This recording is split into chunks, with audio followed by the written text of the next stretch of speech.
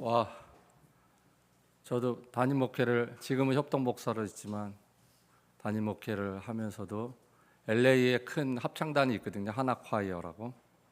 거기 이제 베이스 파트는 여러 성도님들이 다 모여서 각 교회 하는데 와, 감동입니다. 그 지휘자님이 이 소리 공명 이런 거를 굉장히 잘 아시는 것 같아요. 전공자도 한 분 계신 것 같고 소리가 특히 여자 소리가 이렇게 하나로 들려야 되거든요. 한 목소리처럼 너무 잘하세요. 너 깜짝 놀랐어.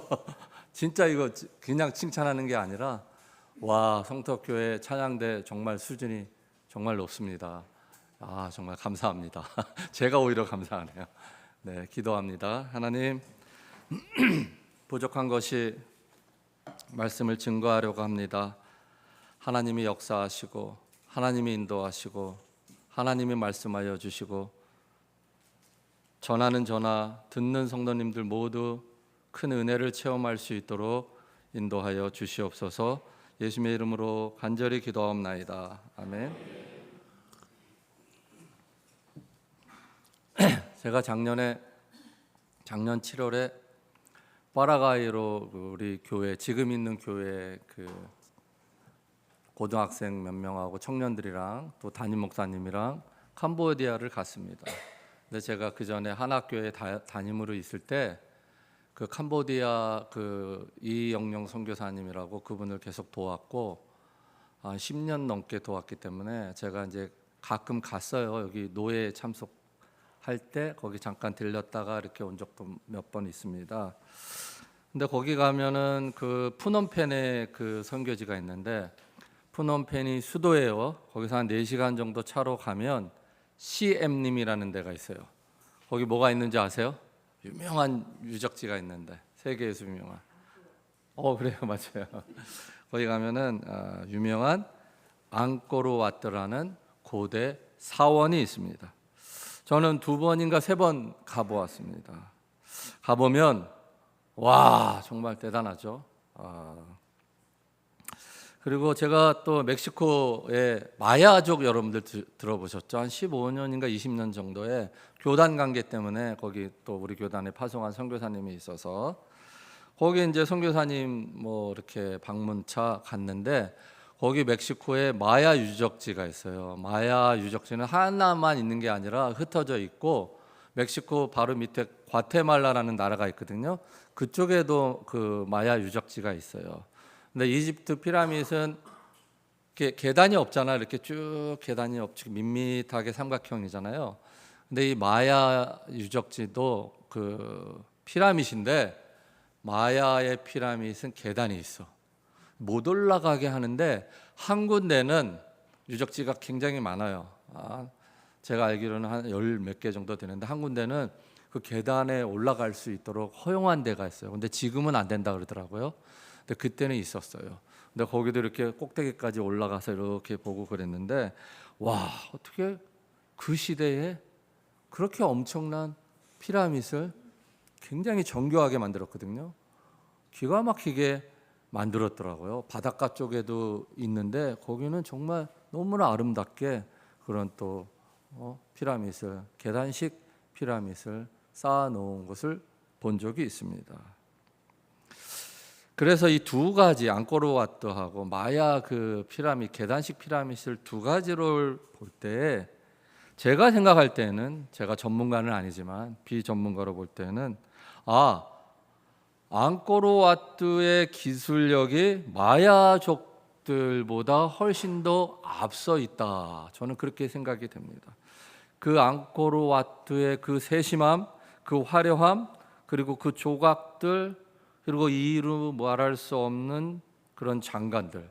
와, 사실 캄보디아의 역사를 보면 우리가 이제 동남아시아 쪽 역사는 잘 모르잖아요. 중국 역사는 잘 아는데, 근데 그 캄보디아 역사를 보면 대단했습니다. 9세기와 15세기까지 크메르 제국이라는 엄청난 나라였던 것이 바로 캄보디아였습니다. 시간 관계상 다 설명드리지는 못하지만 그 크메르 제국이 건설한 힌두교 사원이지만 그때 당시는 왕이 제사장 역할을 같이 했기 때문에 왕의 궁전이자 사원이 바로 지금의 앙코르 와트입니다. 당시에는 거의 모든 그 앙코르 와트가 금장으로 되어 있다 그러더라고요. KBS인가 어디선가 그 다큐멘터리를 한 게 있어서 그걸 보니까 처음에 지어질 때는 완전히 금으로 다 덮었다고 합니다. 그런데 그렇게 대단한 크메르 제국은 결국 여러 가지 이유로 무너지게 됩니다. 그리고 앙코르 와트도 그 화려했던 금장은 다 벗겨졌습니다. 그리고 거대한 숲속에 가려져 빛을 못 보고 어둠 속에서 신음하고 있었습니다. 무려 1000년 동안에 숲속에 가려져서 버려져 있었습니다. 완전히 황폐하고 무너진 그런 신전이 되고 말았습니다. 그런 신전을요, 프랑스의 탐험가 앙리 무오라는 사람이 있었거든요. 캄보디아를 이렇게 탐험하다가 그 숲속에 버려진 황폐해져 있는 앙코르 와트를 발견했습니다. 그리고 그는 이렇게 말했습니다. 그가 말한 거예요. 앙코르 와트는 그리스나 로마가 우리에게 남긴 그 어떤 것보다 더 위대하다. 여러분, 유럽의 로마나 그리스의 그 문화가 또 그 유산이 얼마나 대단합니까? 그런데 그것보다도 더 위대하다, 이렇게 얘기할 정도였습니다. 네, 제가 봐도 정말 대단합니다. 여러분들 기회가 있으면 꼭 한번 가보시기 바랍니다. 이런 대단한 가치가 있는 앙코르 와트가 크메르 제국의 멸망으로 1000년 동안 빛을 잃고 신음하고 있었습니다.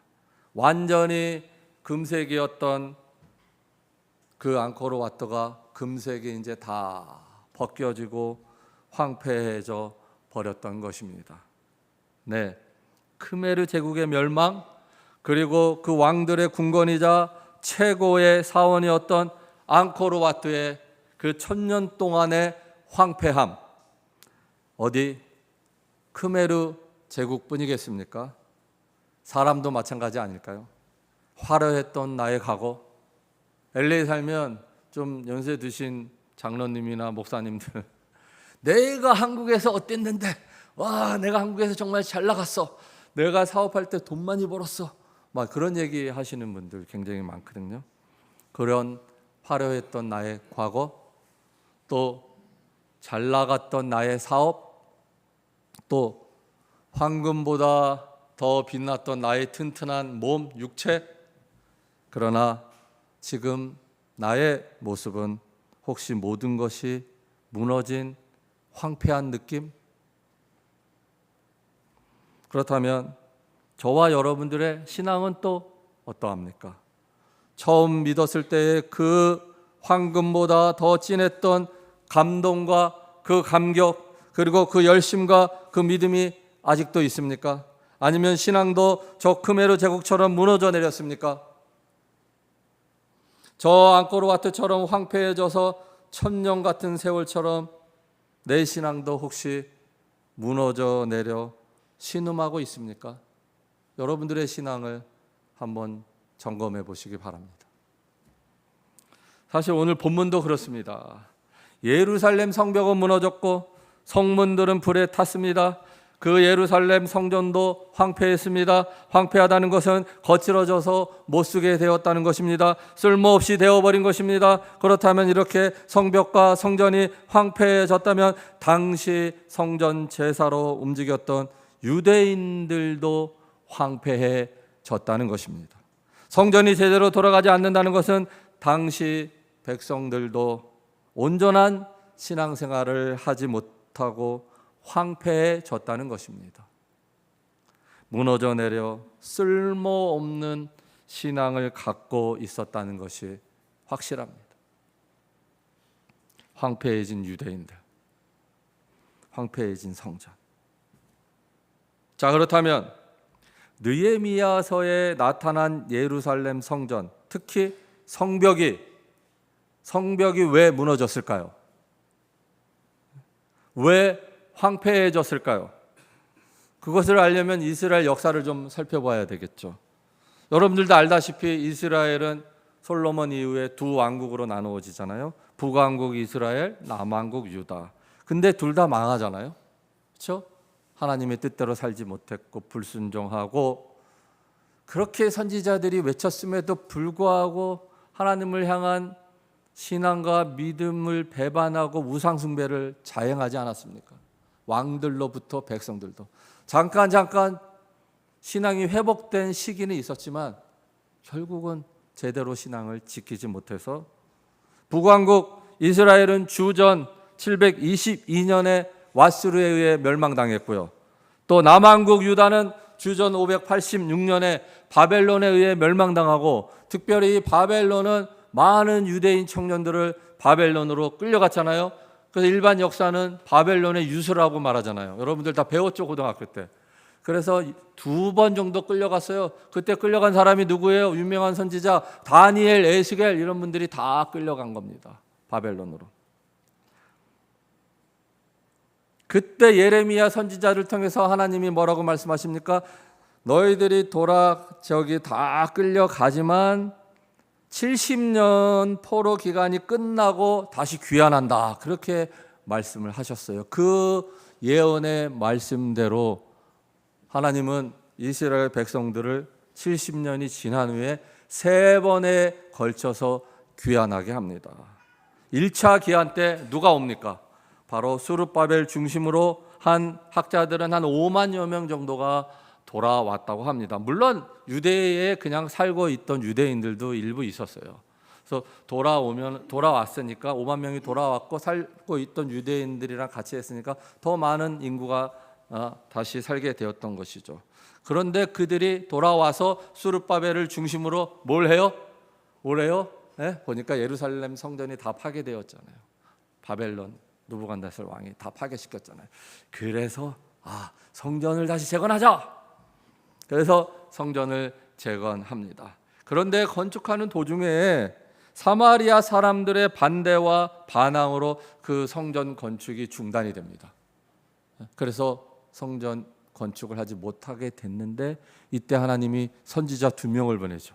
이스라엘 백성 틈에. 누굽니까? 어떤 선지자예요? 학개와 스가랴 선지자를 보내서 어떻게 합니까? 이스라엘 백성들을 독려합니다. 성전을 다시 지어라. 성전을 지어서 성전 제사를 다시 드려라. 이게 하나님의 뜻이다. 그래서 말씀으로 하나님의 뜻을 막 전하니까 이스라엘 백성들이 다시 믿음을 갖게 되고 힘을 받아서 성전을 재건합니다. 그 재건한 연도가 주전 516년도에 예루살렘 성전이 재건이 됩니다. 그러나 그 이후에 또 주변에 조그만 여러 국가들이 침략을 하고 방해를 하고 노략질을 함으로 말미암아 예루살렘 성벽이, 성전은 그래도 그나마 유지되었는데 예루살렘 성벽이 무너지고 모든 문들이 불에 탔다고 우리가 읽지는 않았지만 오늘 1장 느헤미야서 1장 3절에 그렇게 말하고 있습니다. 즉 앙코르 와트처럼 어떻게 된 거예요? 예루살렘이 거의 다 황폐해졌다고 봐야 하는 겁니다. 성벽이 무너졌지만 성전도 그렇게 보는 거죠. 바로 1장에 보면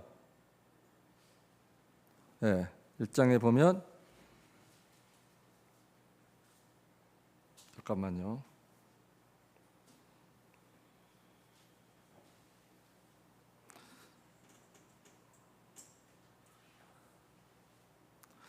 어, 1장에 보면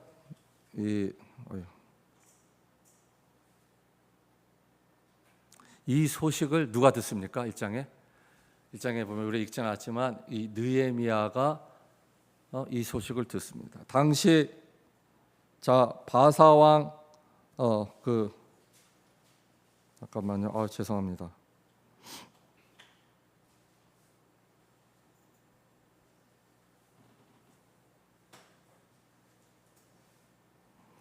그 느헤미야가 이 소식을 듣고요. 당시 바사 즉 페르시아 아닥사스 왕의 술관원이었던 느헤미야는 왕에게 허락을 구합니다. 그리고 유다의 총독으로 예루살렘으로 돌아갑니다. 그래서 황폐해진 성벽을 며칠 만에 완성시켜요?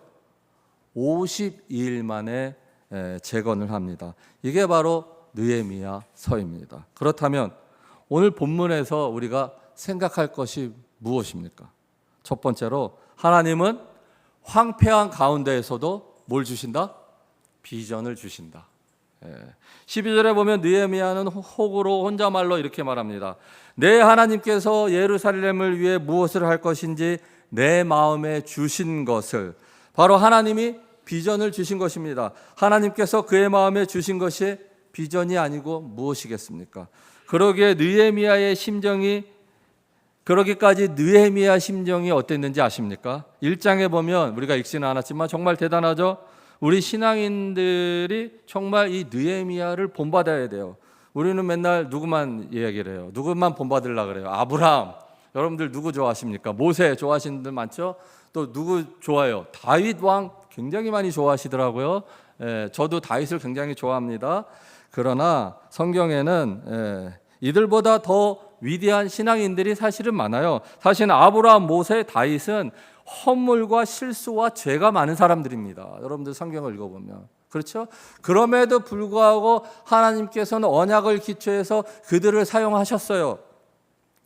그러나 이들보다 뛰어난 실수 없이 하나님의 일을 감당한 성경의 인물들이 성경을 보면 많습니다. 그 중에 한 사람이 제가 좋아하는 느헤미야입니다. 1장에 보면 느헤미야는 늘 예루살렘 걱정을 했습니다. 그러는 가운데 여기 자기 동생들 가운데 하나라고 나왔는데 1장에 학자들은 친동생이라 그래요. 그 친동생 하나니가 예루살렘을 다녀옵니다. 그러자 느헤미야는 예루살렘의 형편에 대해서 묻습니다. 이에 하나니가 대답하죠. 형님, 그랬겠죠 아마.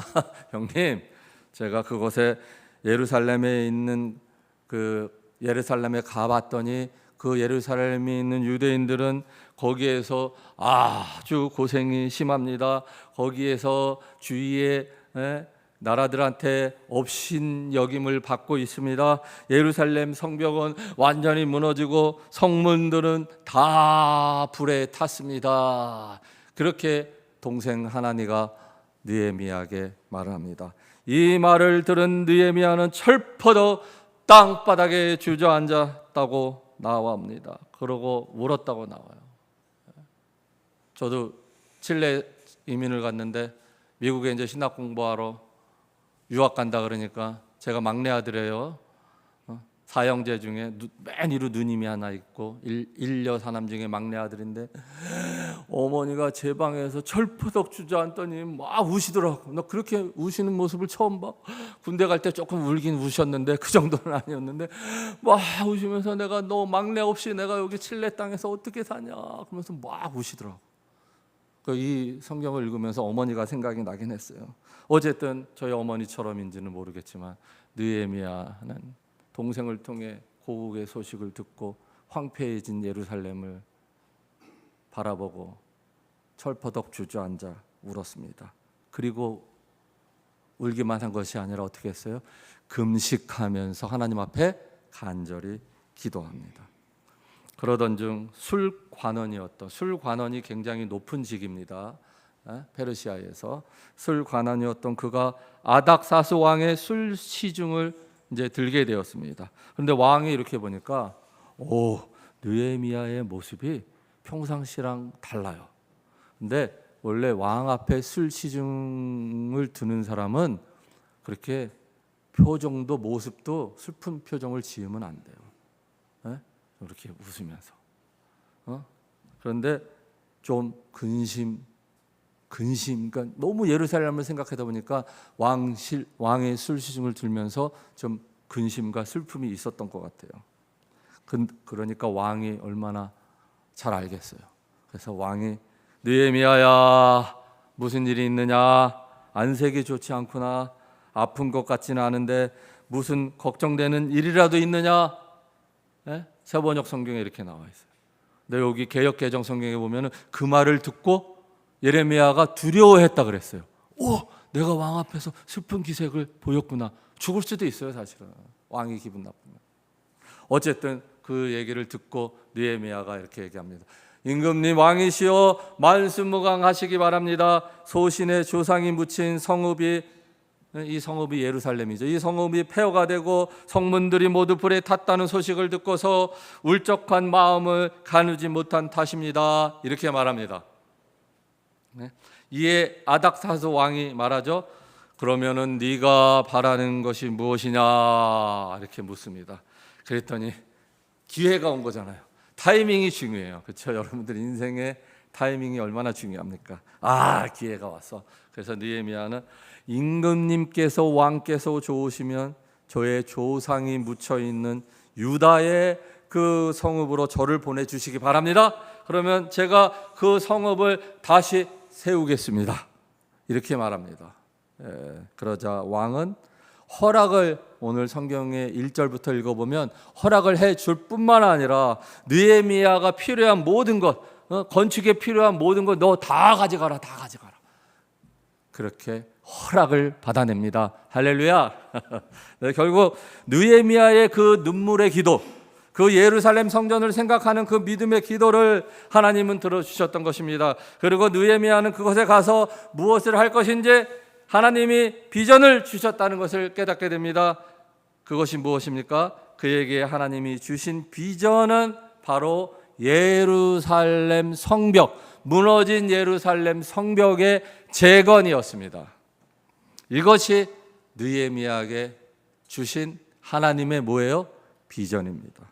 그리고 느헤미야의 신앙이었습니다. 황폐해진 예루살렘 성벽을 재건하겠다는 그 신앙, 그 믿음, 그 하나님이 주신 비전을 이루기 위해 기도하며 왕 앞에 죽을 각오를 하고 왕에게 말하고 결국 유다로 떠나는 느헤미야의 신앙은 다른 성경의 위대한 위인들의 견줄만 하거나 더 뛰어나다는 것입니다. 그렇다면 저와 여러분들은 어떠합니까? 황폐해져가는 이 세상을 바라보면서 여러분들은 어떠한 생각을 합니까? 과학 문명이 발달되어서 세상은 좋아지고 있죠. 여기에 모든 것을 이 전화기 하나 갖고 이제 다 하지 않습니까? 저도 설교 준비를 타이핑을 해요. 타이핑을 해서 다 설교 준비를 하면은 이 아이패드로 옮깁니다. 그러면 제가 한 설교를 여기에서 보고 지금 하는 겁니다. 그러나 세상은 이렇게 좋아진 과학 문명이 발달된 세상이지만 아직도 온통 뒤죽박죽입니다. 아직도 전쟁 끝나지 않았죠. 이스라엘과 이란이 전쟁하고 오래전부터 우크라이나와 러시아도 전쟁을 하고 끝나지 않았고요. 또 남자와 여자의 구분이 사라지고 있습니다. 저도 LA에 매일같이 체육관에 짐에 운동하러 가는데 예전에는 10년 전에는 그런 사람이 한두 명밖에 안 보였어요. 이렇게 보면은 머리도 그렇고 옷도 그렇고 여잔지 남잔지, 제가 여잔지 남잔지 그런 사람들이 점점 늘어나고 있어요. 여잔지 남잔지 구분을 못 하겠어요. 외관상으로 이렇게 볼 때. 그리고 LA 쪽 또 일본 쪽 계속 크고 작은 지진들이 계속 일어나고 있지 않습니까? 저도 무서워요. 그리고 요즘 제가 살고 있는 미국도 온통 뒤죽박죽이죠. 무슨 불법 체류자 뭐 이런 추방 때문에 막 폭동이 일어나려고 그랬잖아요. 예전에 92년도에 4.29 폭동이 일어나서 한국 사람들은 아무 잘못도 없는데 그냥 코리아타운이 노략질 당하고 그걸 지키느라고 한국 사람이 36명이나 죽었어요. 그래서 이번에도 위험했어요. 코리아타운까지 들어갔는데 다행히 이번에는 그런 문제가 없었어요. 그래서 지금은 좀 제가 여기 한국에 왔을 때 그런 일이 벌어졌는데 지금은 좀 괜찮다 그래요. 그리고 또 뭡니까? 관세 정책으로 미국 트럼프의 관세 정책으로 온 세계가 지금 뒤죽박죽. 이렇게 황폐한 세상에 저와 여러분들은 과연 내가 하나님을 위해 무엇을 할 것인가? 하나님께서 나에게 주시는 마음 또는 비전은 무엇인가를 찾고 있습니까? 또한 여러분들이 다니는 이 교회를 위해서 저 느헤미야처럼 기도하면서 근심하면서 걱정하십니까? 고민하며 철퍼덕 주저앉아 눈물로 금식하며 이 교회를 위해서 기도하십니까? 또 이 교회를 위해 하나님이 나에게 주신 비전이 무엇인가를 기도해 본 적이 있으십니까? 그리고 이 교회를 위해 하나님이 나에게 주시는 마음은 무엇인가를 찾아보고 있으십니까? 아니면 뭐 이 교회 누군가 해주겠지? 목사님, 부목사님, 사역자들이 알아서 하겠지? 그냥 나는 그냥 있으면 돼. 하나님이 다 하실 거야. 단순히 이렇게만 생각하고 계십니까? 개인적으로도 마찬가지죠. 혹시 내가 황폐한 상황에 놓여져 있습니까? 그때 여러분들 철퍼덕 주저앉아서 울고만 있거나 아니면 다 포기하고 캐세라세라 될 대로 되라. 에이 그냥 흘러가는 대로 인생 살면 되지. 에이 어차피 이렇게 됐으니까 포기하고 있지는 않습니까? 아니요. 우리는 어떻게 해야 돼요? 느헤미야처럼 기도해야 합니다. 뭘 해야 된다고요? 기도해야 합니다. 그리고 하나님이 내 마음에 주신 것, 하나님이 나에게 주신 비전을 찾아야 합니다. 반드시 있습니다. 그리고 내가 하나님을 위해 무엇을 할 것인가를 알아야 합니다. 그래야 세상에서도 교회에서도 개인적으로도 느헤미야처럼 당당하게 나아갈 수 있는 것입니다. 때론 나를 생각하면 포기하고 주저앉을 수밖에 없습니다. 그러나 나를 위해 대속의 피를 흘린 예수님을 생각한다면, 그 아들을 아낌없이 십자가에 내어주신 그 아버지 하나님의 구원의 은혜를 생각한다면 우리는 철퍼덕 땅바닥에 주저앉아 있을 수만은 없습니다. 하나님을 위해 내가 무엇을 할 것인가, 하나님이 나에게 어떤 비전을 주실 것인가, 그것을 생각하며 찾아 기도해야 한다는 것입니다. 그럴 때 하나님은 뭘 줘요? 반드시 비전을 주십니다. 내가 할 일을 알려주십니다. 그럴 때 황폐해진 내가 일어설 수 있습니다. 그럴 때 이 교회가 보니까 너무 좋아요. 왕성해요. 결코 황폐하지 않았어요. 그런데 이 지금의 모습보다 더 큰 부흥이 되고 발전될 수 있다는 것입니다. 뿐만 아니라 느헤미야가 비전을 받고 성벽을 재건했듯이 나를 통해서 황폐해진 모든 것이 변하게 되고 부흥되게 되고 바뀌게 되는 것입니다. 할렐루야. 따라서 하나님이 여러분들에게 주신 비전을 찾기 바랍니다. 하나님께서 나에게 주신 마음을 느헤미야처럼 발견하시기 바랍니다. 그럴 때 내 가정이, 내 교회가, 내가 속한 모든 것이 나의 선한 영향력으로 바뀌게 될 것입니다. 아멘. 두 번째로 하나님은 황폐한 가운데서도 다시 세워 주십니다. 예루살렘 성벽은 13절 18절에 보면 무너졌고 불에 타고 황폐해졌습니다. 1000년 동안 앙코르와트가 습속에 갇혀 버려진 것처럼 그렇게 황폐 그 자체였습니다. 자, 이때 처음에 와서 자기의 하나님께서 주신 비전을 느헤미야는 속으로만 생각하고 있었어요. 그때 속으로만 생각하고 있던 그 하나님의 비전을, 하나님을 위해 무엇을 할 것인가를 하나님이 느헤미야에게 주신 그 마음을 17절에 보니까 모든 관리들을 불러서 그때 느헤미야가 관리들에게 말하죠. 여러분, 우리는 지금 어려움에 빠져 있습니다. 예루살렘은 폐허가 되고 성문들은 불탔습니다. 이제 예루살렘 성벽을 다시 쌓읍시다. 남에게 이런 수모를 받는 일이 다시는 없어야 할 것입니다. 세번역 성경에 이렇게 나와 있습니다. 제가 그대로 읽은 겁니다. 자, 성벽을 다시 쌓자는 말은 18절 20절에 나온 건축입니다. 즉 성벽을 다시 건축하자는 말입니다. 성벽을 건축하자, 성벽을 다시 건축하자, 하나님을 위해서. 그렇죠? 그렇다면 왜 성벽을 건축해야 되죠? 성전은 그대로 남아 있는데. 사실 이때 당시는 아직까지 유다는 페르시아의 속국이었어요. 그런 상황이었지만 주변의 작은 나라들, 그 주변의 작은 나라도 페르시아의 속국이었지만 그들이 자꾸 예루살렘을 침범하고 노략질을 했습니다. 19절에 보면 이렇게 나와 있어요.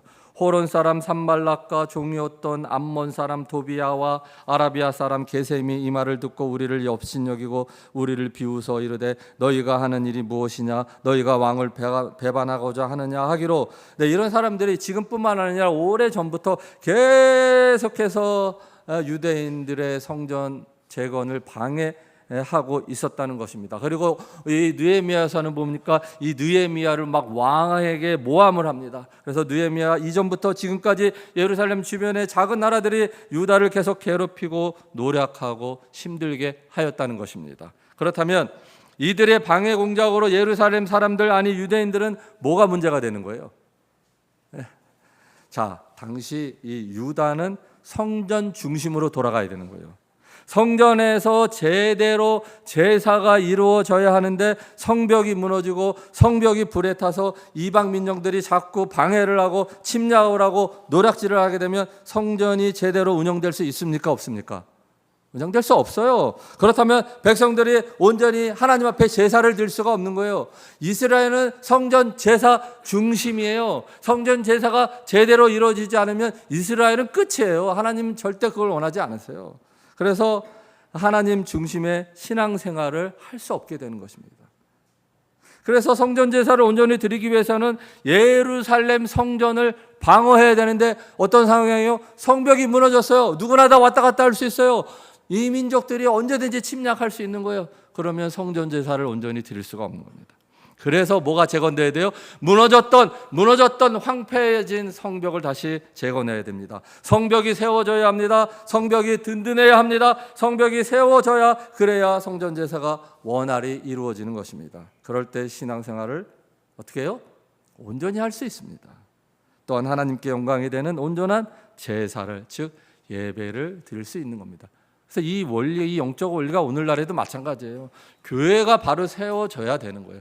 그래야 하나님이 여러분들 모두에게 복을 허락하시는 겁니다. 그래서 어쨌든 무너진 성벽을 재건해야 되고, 또 한 가지는 뭐냐면, 왜 성벽을 만들어야 되냐면 예루살렘 성전 안에서, 예루살렘 성 안에 거주하는 유대인들이 있었어요.